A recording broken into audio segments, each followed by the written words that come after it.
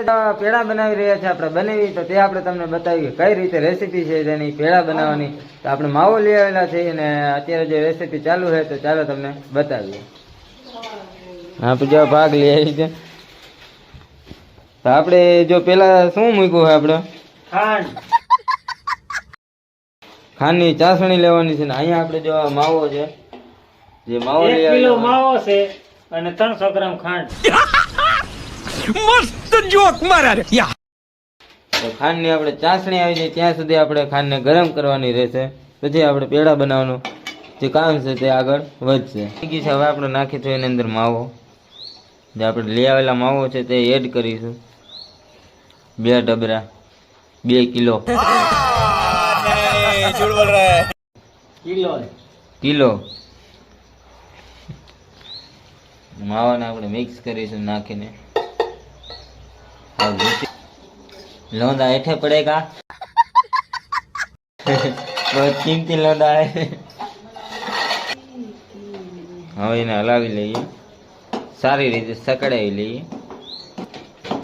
ચાસણી હરખી મિક્સ કરવાની છે આપણે માવા સાથે. ચાલો આપણે થોડીક વાર મિક્સ કરી લઈએ માવાને ચાસણીને. નહીં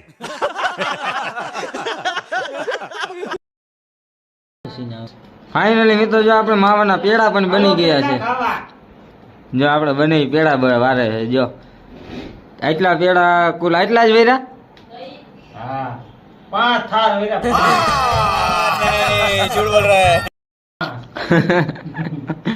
આટલા આપણે જો 1 કિલો માવો હતો અને એમાં 500 ગ્રામ ખાંડ, એના આટલા માવા બને. તમારા બનાવવા હોય તો જો આ કારીગર છે, તમે કહી શકો.